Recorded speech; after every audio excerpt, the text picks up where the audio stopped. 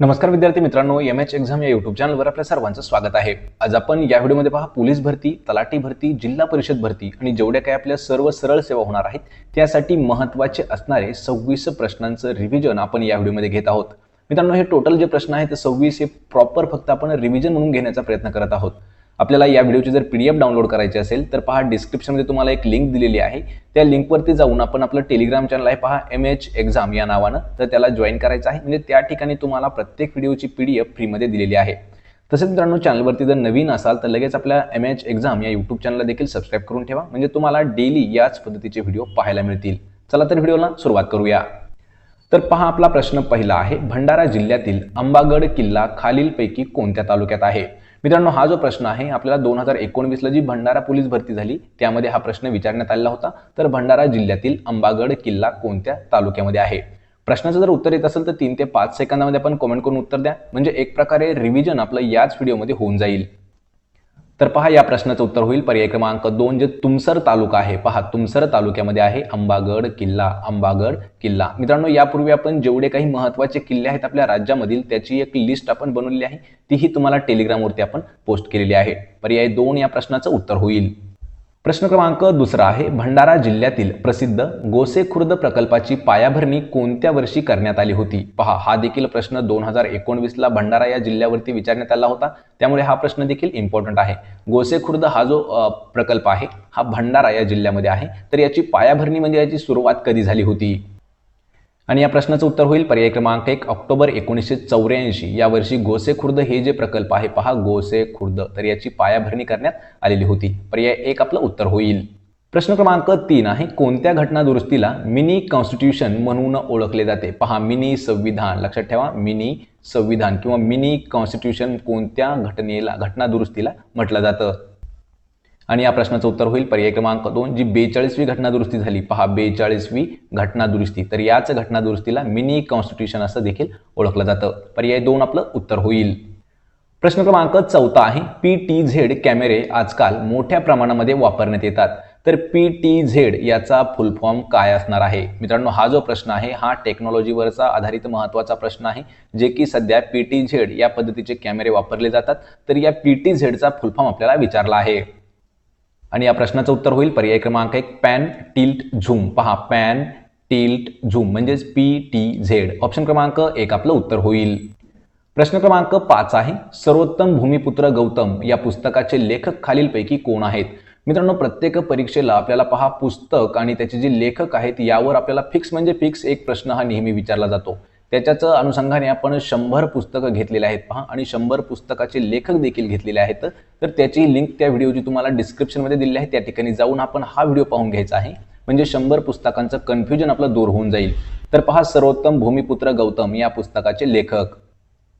आणि या प्रश्नाचं उत्तर होईल पर्याय क्रमांक 3, अण्णासाहेब साळुंखे हे जे आहेत यांनी लिहिलेलं आहे सर्वोत्तम भूमिपुत्र गौतम। पर्याय क्रमांक 3 आपलं उत्तर होईल। प्रश्न क्रमांक 6 आहे, घटना समितीने जन गण मन या गीताला राष्ट्रगीत म्हणून कोणत्या दिवशी मान्यता दिली? पहा, जन गण मन, लक्षात ठेवा, जन गण मन हे जे आहे हे आपलं राष्ट्रगीत आहे, आणि या गीताला कधी मान्यता दिली? कोणी दिली होती? पहा, घटना समितीने। आणि या प्रश्नाचं उत्तर होईल पर्याय क्रमांक 1, तर 24 जानेवारी 1950। लक्षात ठेवायचे, 24 जानेवारी 1950 हे जे आहे हे जनगण मन म्हणून आपलं राष्ट्रगीत घोषित करण्यात आलं। आणि 26 जानेवारी, लक्षात ठेवा, 26 जानेवारी 1950 हा जो आहे हा आपला प्रजासत्ताक दिन म्हणून घोषित करण्यात आलेला आहे। लक्षात ठेवा, हे 2 प्रश्न जे आहेत हे महत्त्वाचे प्रश्न आहेत। यावर अजून एक प्रश्न आपल्याला महत्त्वाचा विचारला जातो की संविधान दिन म्हणून कोणता दिवस साजरा केला जातो? पहा, संविधान दिन हा जो आहे हा 26 नोव्हेंबर, पहा 26 नोव्हेंबर दिवस जो आहे या दिवसाला संविधान दिन म्हटलं जातं। आणि या प्रश्नाचं उत्तर होईल पर्याय क्रमांक 1। प्रश्न क्रमांक 7 आहे, भारतामध्ये मोबाईल सेवा कोणत्या दिवशी सुरू झाली? पहा, भारतामध्ये मोबाईल सेवा जी आहे ही कधीपासून सुरू झाली? या प्रश्नाचं उत्तर होईल पर्याय क्रमांक 2, तर 22 ऑगस्ट 1994। पहा, 22 ऑगस्ट 1994 या वर्षापासून भारतामध्ये मोबाईल सेवा जी आहे ही सुरू करण्यात आली होती। मित्रांनो, यापूर्वी हा प्रश्न विचारण्यात आलेला होता, पण हा प्रश्न पहा 2019च्या भरतीमध्ये विचारला होता। त्या ठिकाणी फक्त आपल्याला वर्ष विचारलं होतं, तर लक्षात ठेवा 1994 हे वर्ष उत्तर असणार आहे। जर आपल्याला तारीख विचारली किंवा दिवस जर विचारला तर 22 ऑगस्ट 1994। पर्याय 2 आपलं उत्तर होईल। प्रश्न क्रमांक 8 आहे, इतिहास संशोधनाच्या कार्यासाठी का राजवाडे यांनी या दिवशी पुण्यामध्ये भारत इतिहास संशोधक मंडळाची स्थापना केली आहे. यावर आपल्याला पहा 2 प्रश्न विचारले जातात. तर भारत इतिहास संशोधक मंडळाची स्थापना कोणी केली? लक्षात ठेवायचंय, का राजवाडे यांनी केली आहे भारत इतिहास संशोधक मंडळाची स्थापना. आणि ही जी आहे ही कोणत्या ठिकाणी केली आहे? पहा, पुणे या ठिकाणी. पण ती कधी केलेली आहे असा प्रश्न आपल्याला विचारला आहे. आणि या प्रश्नाचं उत्तर होईल पर्याय क्रमांक 1, तर 7 जुलै 1910. पहा, 7 जुलै 1910 या दिवशी भारत इतिहास संशोधक मंडळ जे आहे हे राजवाडे यांनी पुण्यात स्थापन केलं होतं. पर्याय 1 आपलं उत्तर होईल. प्रश्न क्रमांक 9 आहे, ब्रिक्सचे मुख्यालय खालीलपैकी कोणत्या देशामध्ये आहे? पहा, ब्रिक्स जी संघटना आहे याचं मुख्यालय कोणत्या देशामध्ये आहे? आणि या प्रश्नाचं उत्तर होईल पर्याय क्रमांक 2, तर चीन या म्हणजेच पहा चायना या देशामध्ये आहे ब्रिक्स या संघटनेचं मुख्यालय. पर्याय क्रमांक 2 आपलं उत्तर होईल. प्रश्न क्रमांक 10 आहे, कोणत्या घटना दुरुस्तीनंतर किंवा कोणत्या घटना दुरुस्तीनुसार पंचायत राज व्यवस्था जी आहे ही बळकट करण्यात आलेली आहे? पहा, महत्वाचा प्रश्न आहे. तर खालीलपैकी अशी कोणती घटना दुरुस्ती आहे की त्या घटना दुरुस्तीद्वारे पंचायत राज व्यवस्था जी आहे ही अजून मजबूत करण्यात आली? या प्रश्नाचं उत्तर होईल पर्याय क्रमांक 1, तर जी 73वी घटना दुरुस्ती झाली. पहा, 73वी घटना दुरुस्ती यानुसार पंचायत राज व्यवस्था जी आहे त्याला अजून अधिकार म्हणजे त्याला बळकटी देण्यात आली होती. पर्याय 1 आपलं उत्तर होईल. प्रश्न 11 आहे, आदिवासी भागांमध्ये अंबिल हे एक डॅश आहे. मित्रांनो, हा प्रश्न आपल्याला पहा मराठी व्याकरणामध्ये सुद्धा विचारण्यात आला होता आणि हाच प्रश्न आपल्याला महाराष्ट्राचा भूगोल यामध्ये देखील विचारण्यात आलेला आहे. तर आदिवासी भागामध्ये अंबिल नावाचं एक, लक्षात ठेवायचे ते पर्याय क्रमांक 1 उत्तर आहे. तर अंबिल नावाचं एक पेय आहे. त्याला आपण पहा आपल्याकडे काही ठिकाणी कढी देखील म्हटलं जातं. आंबट प्रकारचं एक अंबिल असतं आणि ते जे आहे हे एक पेय आहे. पर्याय 1 आपलं उत्तर होईल. प्रश्न 12 आहे, स्टार्टअप इंडिया स्टँडअप इंडिया ही जी मोहीम आहे ही कोणत्या घटनेशी संबंधित आहे? किंवा स्टार्टअप इंडिया आणि स्टँडअप इंडिया ही जी मोहीम आहे तर ही कशाशी संबंधित आहे? लक्षात ठेवायचे पर्याय 3 आपलं उत्तर असणार आहे, उद्योगधंद्याशी संबंधित आहे. पहा, स्टार्टअप इंडिया स्टँडअप इंडिया. पर्याय 3 आपलं उत्तर होईल. प्रश्न 13 आहे, गडचिरोली जिल्ह्यामध्ये गोंडवाना विद्यापीठ कोणत्या वर्षी स्थापन करण्यात आले आहे? मित्रांनो, यावर आपल्याला 2 प्रश्न विचारले जातात की गोंडवाना विद्यापीठ जे आहे तर हे कोणत्या जिल्ह्यामध्ये आहे? पहा, गडचिरोली हा जो जिल्हा आहे या जिल्ह्यामध्ये स्थापन करण्यात आलेला आहे गोंडवाना विद्यापीठ. तर याची स्थापना कोणत्या वर्षीची आहे? लक्षात ठेवा, 2011 म्हणजेच पर्याय 2 आपलं उत्तर असणार आहे. 2011 या वर्षी गोंडवाना विद्यापीठ जे आहे हे स्थापन करण्यात आलेलं आहे. ऑप्शन क्रमांक 2 आपलं उत्तर होईल. प्रश्न क्रमांक 14 आहे, एल निनो. पहा, एल निनो प्रश्न हा महत्वाचा आहे. तर एल निनो हे पॅसिफिक महासागरातील, पहा पॅसिफिक महासागरातील एक उष्ण सागर प्रवाहाचे एक नाव आहे. तर एल निनो जे आहे हे स्पॅनिश शब्दामध्ये त्याचा मराठीतील अर्थ काय होईल? प्रश्न हा महत्वाचा आहे. पहा, तर एल निनो हे काय आहे? तर पॅसिफिक महासागरातील एक उष्ण सागर प्रवाह आहे आणि त्याचाच एल निनो हा जो शब्द आहे हा स्पॅनिश शब्द आहे. तर याचा मराठीत अर्थ काय होईल? याचं उत्तर होईल पहा पर्याय क्रमांक 1, तर मराठीमध्ये एल निनोचा अर्थ होतो पहा बाळ. आणि एल निनो हा जो शब्द आहे हा मूळतः स्पॅनिश शब्द आहे. लक्षात ठेवायचा आहे. पर्याय 1 आपलं उत्तर होईल. प्रश्न 15 आहे, कोरोना संकटात सध्या उपयोगी पडणारा साथ रोग कायदा ब्रिटिशांनी डॅश साली प्लेगच्या साथीमध्ये केला होता. प्रश्न सर्वात इम्पॉर्टंट आहे. पहा, सध्या कोरोना काळामध्ये साथ रोग कायदा जो आहे, साथीचा रोग कायदा लक्षात ठेवा. आणि हा जो कायदा आहे हा ब्रिटिशांनी अंमलात आणला होता. आणि हा जो अंमलात आणला तो कधी आणला होता? प्लेगच्या साथीमध्ये आणला होता. पण तो कोणत्या वर्षी अंमलात आला असा आपल्याला प्रश्न आहे. तर या प्रश्नाचं उत्तर होईल पर्याय क्रमांक 1, 1897 या साली जी प्लेगची साथ पसरली होती तर या प्लेगच्या साथीमध्ये त्यांनी साथ रोग कायदा हा जो आहे हा अंमलात आणलेला होता. कोणी? ब्रिटिशांनी. पर्याय 1 आपलं उत्तर होईल. प्रश्न 16 आहे, तृतीय रत्न हे नाटक महात्मा फुले यांनी कोणत्या साली लिहिले होते? यावर आपल्याला 2 प्रश्न विचारले जातात. पहा, तृतीय रत्न नाटकाचे लेखक कोण आहेत? पहा, महात्मा ज्योतिबा फुले हे जे आहेत हे तृतीय रत्न या नाटकाचे लेखक आहेत महात्मा फुले. तर त्यांनी ते कोणत्या वर्षी लिहिलं? आणि या प्रश्नाचं उत्तर होईल पहा पर्याय क्रमांक 4, तर 1855. लक्षात ठेवा, 1855 या वर्षी महात्मा ज्योतिबा फुले यांनी तृतीय रत्न या नावाचं एक नाटक लिहिलं होतं. ऑप्शन क्रमांक 4 आपलं योग्य उत्तर होईल.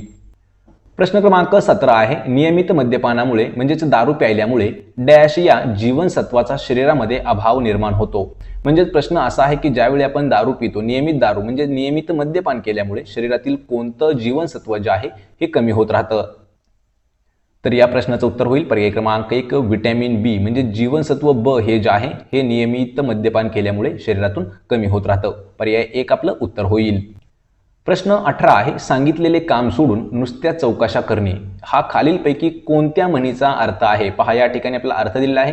सांगितलेलं काम सोडून दुसऱ्या चौकशा करणं ही या प्रकारची म्हण कोणती असेल? आणि याचं उत्तर होईल पर्याय क्रमांक 1 ओझे उचलू तर म्हणे बाजीराव कुठे. ही जी म्हण आहे पहा म्हण आहे ओझे उचलू तर बाजीराव कुठे. तर याचा अर्थ काय होतो? सांगितलेलं काम सोडून दुसऱ्याच प्रकारच्या चौकशा करत राहणं. ऑप्शन क्रमांक 1 आपलं उत्तर होईल. प्रश्न क्रमांक 19 आहे कोणता दिवस मराठी भाषा दिवस म्हणून साजरा केला जातो? पहा मराठी भाषा दिन म्हणून कोणता दिवस साजरा केला जातो? तर मित्रांनो हा प्रश्न आहे पहा आपल्याला दिनविशेषवरती आणि दिनविशेषवरती आपण टोटल 2 व्हिडिओ घेतलेले आहेत.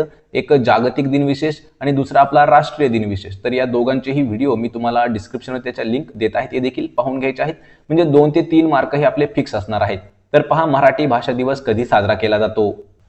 आणि या प्रश्नाचं उत्तर होईल पर्याय क्रमांक 3 तर 27 फेब्रुवारी. पहा 27 फेब्रुवारी हा जो दिवस आहे हा मराठी भाषा दिन म्हणून साजरा केला जातो. पर्याय 3 आपलं उत्तर होईल. प्रश्न 20 आहे कनक, सुवर्ण, हेम, कांचन हे कशाचे समानार्थी शब्द आहेत? पहा या ठिकाणी समानार्थी शब्द दिलेले आहेत कनक, सुवर्ण, हेम आणि कांचन. तर यालाच अजून समानार्थी शब्द काय आहे किंवा हे कशाचे समानार्थी शब्द आहेत? तर या प्रश्नाचं उत्तर असणार आहे पर्याय क्रमांक 1 तर सोने. लक्षात ठेवा सोने याच म्हणजेच त्याला आपण इंग्रजीमध्ये गोल्ड म्हणूया. तर यालाच समानार्थी शब्द आहेत कनक, सुवर्ण, हेम आणि कांचन. ऑप्शन 1 आपलं उत्तर होईल. प्रश्न क्रमांक 21 आहे स्वातंत्र्यवीर सावरकर यांनी 1904 मध्ये कोणती क्रांतिकारकांची संघटना स्थापन केली होती? पहा या ठिकाणी मित्रांनो आपल्याला 2 प्रश्न हे नवीन तयार होत आहेत. तर या ठिकाणी आपण प्रश्नाचं उत्तर पाहणार आहोत. उत्तर होईल याचं पर्याय क्रमांक 1 अभिनव भारत. लक्षात ठेवा स्वातंत्र्यवीर सावरकरांनी कोणत्या वर्षी 1904 या वर्षी अभिनव भारत ही जी संघटना आहे ही स्थापन केली होती. यावर आपल्याला अल्टरनेट प्रश्न विचारला जातो की स्वातंत्र्यवीर सावरकरांनी कोणती केली आहे? अभिनव भारत. आणि अभिनव भारत या क्रांतिकारक संघटनेची स्थापना कोणी केली? तर पहा स्वातंत्र्यवीर सावरकर यांनी केलेली आहे. पर्याय 1 आपलं उत्तर होईल. प्रश्न 22 आहे वंदे मातरम हे गीत खालीलपैकी कोणत्या साहित्यामधील आहे? पहा वंदे मातरम. आणि या प्रश्नाचं उत्तर होईल पर्याय क्रमांक 2 जे आनंदमठ. लक्षात ठेवा मित्रांनो प्रश्न हा महत्त्वाचा आहे कारण विचारलेला सुद्धा आहे. आनंदमठ ही जी कादंबरी आहे किंवा हे जे साहित्य आहे तर या साहित्यामधील एक गीत आहे वंदे मातरम. पर्याय क्रमांक 2 आपलं उत्तर होईल. प्रश्न क्रमांक 23 आहे संसदेच्या प्रत्येक बैठकीच्या पहिल्या तासाला काय म्हणून म्हटले जाते? पहा संसदेचा जो प्रत्येक बैठकीचा पहिला तास असतो तर त्याला काय म्हणतात? याचं उत्तर होईल पर्याय क्रमांक 2 तर प्रश्नाचा तास. लक्षात ठेवायचे क्वेश्चन हावर म्हणजेच प्रश्नाचा तास जो आहे हा संसदेच्या प्रत्येक बैठकीच्या वेळी 1 तास जो असतो त्याला म्हटलं जातं पहा प्रश्नांचा तास. पर्याय 2 आपलं उत्तर होईल. प्रश्न क्रमांक 24 आहे खालीलपैकी कोणत्या देशाकरिता भारताने नवीन संसद इमारत बांधलेली आहे? पहा भारताद्वारे बांधण्यात आलेली आहे पहा एक नवीन संसद इमारत आणि ही जी संसद इमारत आहे ही कोणत्या देशाला बांधून दिली आहे? या प्रश्नाचं उत्तर होईल पर्याय क्रमांक 2 तर अफगाणिस्तान या देशाला भारताने एक नवीन संसद भवन किंवा संसद इमारत जी आहे ही बांधून दिलेली आहे. पर्याय 2 आपलं योग्य उत्तर होईल. प्रश्न क्रमांक 25 आहे गौतम बुद्धांनी प्रथम उपदेश केलेले सारनाथ हे ठिकाण खालीलपैकी कोठे आहे? पहा महत्वाचा प्रश्न आहे. तर गौतम बुद्धांनी सर्वात पहिला उपदेश केलेलं ठिकाण कोणतं आहे? तर सारनाथ. तर सारनाथ हे जे आहे हे कोणत्या ठिकाणी आहे किंवा कोठे आहे? आणि याचं उत्तर होईल पहा पर्याय क्रमांक 2 तर वाराणसी या ठिकाणी आहे पहा सारनाथ. मित्रांनो हा प्रश्न इम्पॉर्टंट आहे कारण याच ठिकाणी पहा सारनाथ या ठिकाणी गौतम बुद्धांनी पहिला उपदेश केलेला होता. पर्याय 2 आपलं उत्तर होईल. प्रश्न क्रमांक 26 आहे भारतातील पहिली अणुभट्टी खालीलपैकी कोणत्या नावाने ओळखली जाते? पहा भारतामधील सर्वात पहिली जी अणुभट्टी आहे त्या अणुभट्टीचं नाव काय आहे किंवा त्या अणुभट्टीला कोणतं नाव देण्यात आलं होतं? आणि याचं उत्तर होईल पर्याय क्रमांक 3 तर अप्सरा. पहा प्रश्न महत्वाचा आहे. अप्सरा या नावाची भारतामधील पहिली अणुभट्टी होती. पर्याय 3 आपलं योग्य उत्तर होईल. तर मित्रांनो हे होते पहा पोलीस भरतीसाठी विचारण्यात आलेले महत्त्वाचे 26 प्रश्न. या 26 प्रश्नापैकी किती प्रश्नाचं उत्तर देता आलं हे मला कमेंट करून नक्की सांगा. व्हिडिओ जर आवडला तर व्हिडिओला लाईक करा, आपल्या मित्रांमध्ये व्हिडिओ शेअर करा आणि आपल्या MH एक्झाम या यूट्यूब चॅनलला देखील सबस्क्राईब करून ठेवा म्हणजे तुम्हाला डेली याच पद्धतीचे व्हिडिओ पाहायला मिळतील. तसेच मित्रांनो आपल्याला करंट अफेअर्स आणि PDF जर मिळवायचे असतील प्रत्येक व्हिडिओच्या PDF तर लिंक तुम्हाला मी डिस्क्रिप्शनमध्ये दिलेली आहे. पहा MH एक्झाम या नावाने देखील आपलं एक टेलिग्राम चॅनल देखील आहे. तर त्याला जाऊन एक वेळा भेट द्या म्हणजे तुम्हाला प्रत्येक व्हिडिओची PDF उपलब्ध करून दिलेली आहे. आपण भेटूया पुढच्या एका अशाच नवीन व्हिडिओमध्ये. तोपर्यंत जय हिंद, जय महाराष्ट्र.